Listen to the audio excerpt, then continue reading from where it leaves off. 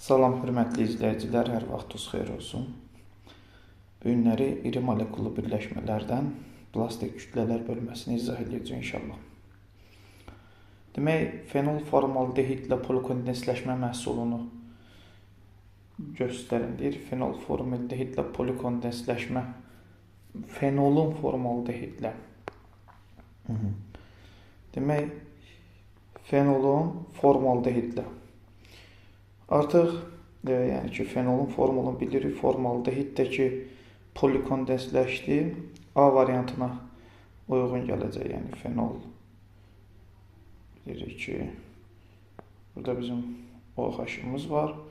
Formaldehid üzərinə gələndə, yəni CH2 O gəldiyimiz zaman bunun üzərinə N sayda nəticə etibarı ilə yəni fenol formaldehid qətranımız alınacaq.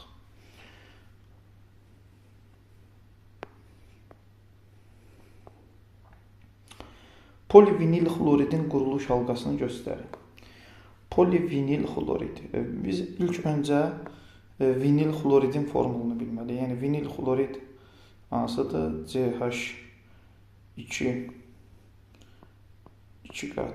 rabitə CH2. Bu biz bilirik ki, bu vinil radikalıdır. Bundan bir dənə də xlor birləşdirdiyimiz zaman olur vinil xlorid. Polimerləşmədəki pi rabitənin qırılması hesabına baş verir. Yəni pi rabitə qırıldıqdan sonra birləşməmiz olacaq CH2. Pi rabitə kənarları açıldı. CH xlor bu şəkildə, daha doğrusu xlor bu şəkildə kənarları açılacaq. Bu da 2Y variantına testimizdə uyğun gəlir.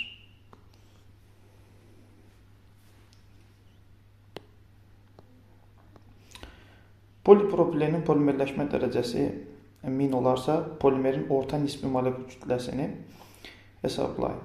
Polimerləşmə dərəcəsi, yəni ki, hər hansı bir maddənin, yəni ki, deyək ki, polipropilenin polimerləşmə dərəcəsi. Polipropilenin formulunu verib orada. Yəni ki, CH2, CH polimerləşəndə pi rabitə qırılıb kənarları açılır da. Artıq orada gördüyümüz CH3 gəldi düşdü aşağı. N polimerləşmə dərəcəsini göstərir. Bizim də ki, hər bir propilenimizin kütləsi 42-dir. N-i 42-yə vuranda eləyir 42N. Bərabər olacaq. Bu ümumi kütləni istəyir. N-in qiymətini də bizə 1000 verir. Yəni N-in yerində 1000 olacaq, vuracaq 1000-ə. Bu da bizə verəcək 4000, 42000. Məsələn, vuracaq 42000. 42000-ə uyğun gələcək. Bu da ki, D variantı edəcəkdir. Növbəti.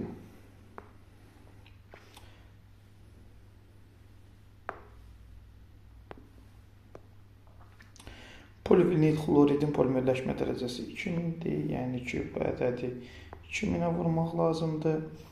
Bu da ki, 2-yə vurduq. Belə də 125 bölünür 3-dən 0 atdıq. 125.000 A variantına uyğun gələcək.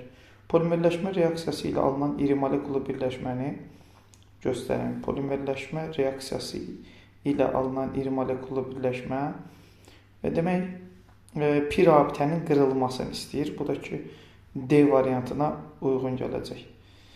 Demək, polimetil metakrilat formulumuz metil metakrilat üçün bu formadadır. Yəni, deyək ki, CH2, CH3,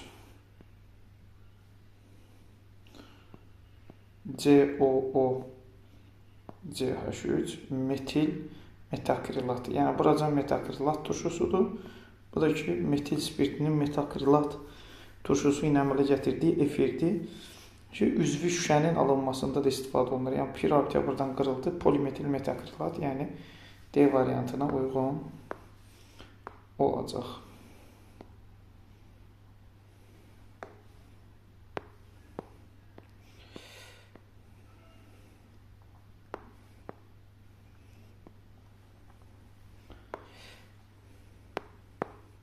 Hansı maddə polikondensləşmə reaksiyasının məhsulu deyil?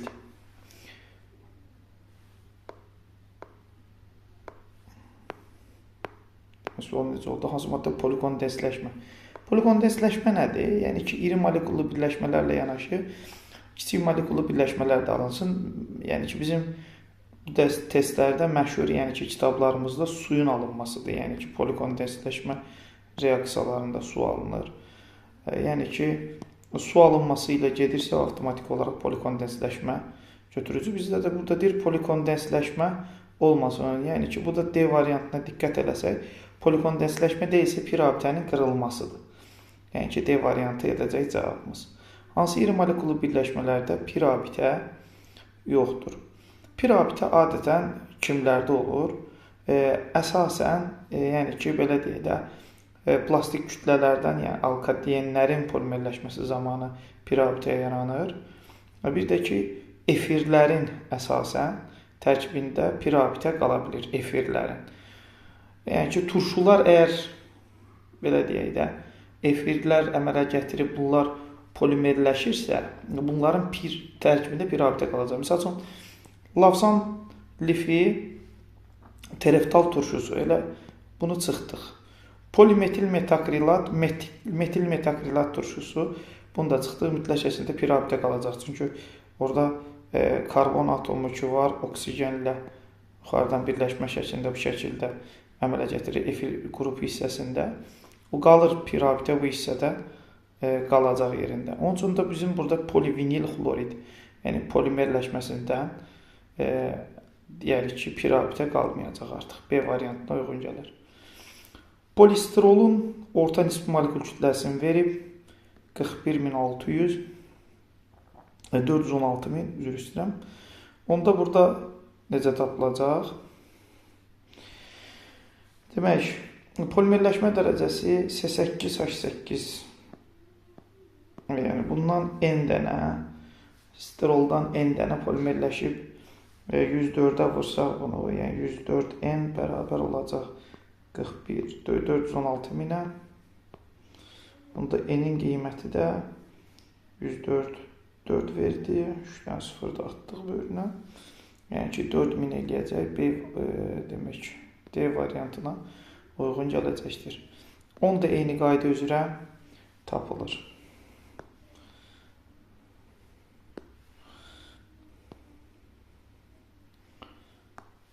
Planşetdəki hələ örgəşməmişəm, sürüşdürüm, görsünüz ki, elə belə.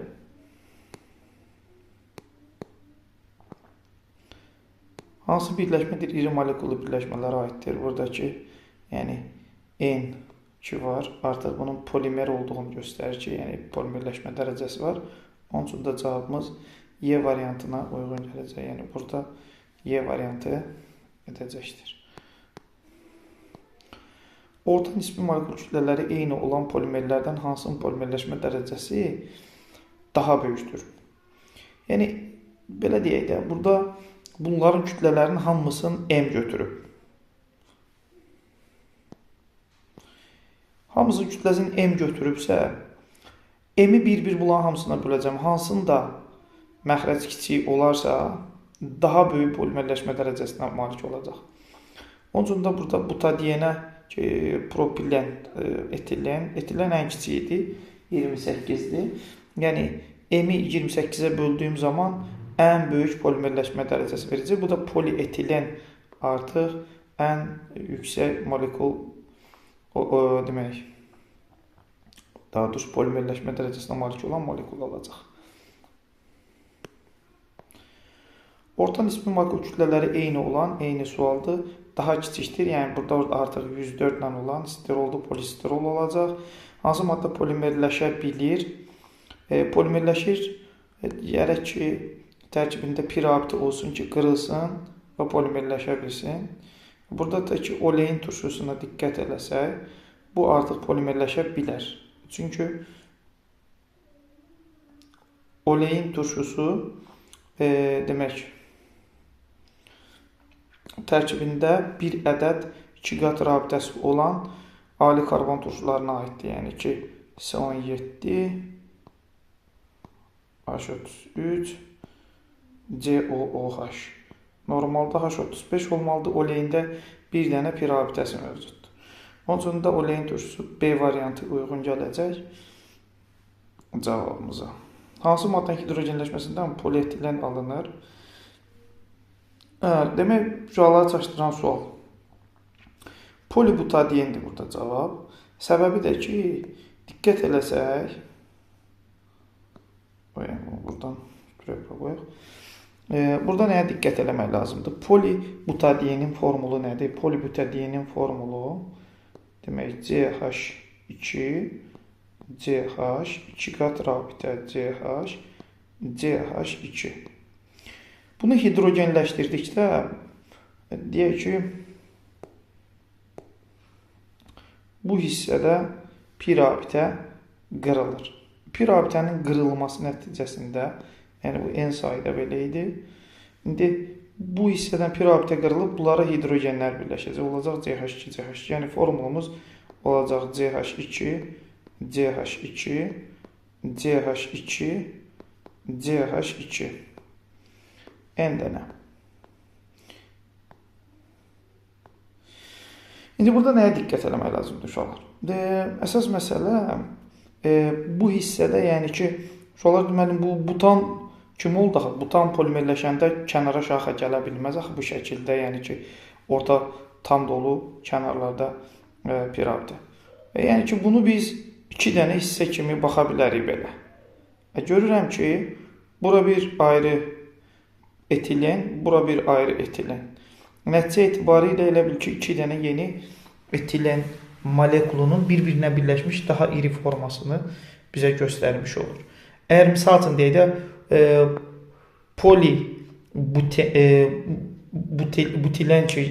butadiyen yox, polibutilen kimi biz buna baxmaq istəsək, buten necə olur? Buten CH2 2 qat rabitə CH, CH2, CH3. Yəni ki, qarışdırmayaq deyə. Bunu polimerləşdirsəm, pi rabitə buradan qırıldı, kənara gedə bilməz axı. Yəni, burada belə bir formulumuz alınır. CH2, CH. Bunlar buradan qırıldı. Bundan qalanı, yəni bu hissə da kənara çəkərik ki, CH2, CH3 və yaxud da CH5 yaza bilərik. Yəni, bu formada polimerləşə bilər. Bu polibutilen olar. Butilen olar. Onun üçün də cavabımız burada polibutadiyen A variantına, yəni uyğun gələcək.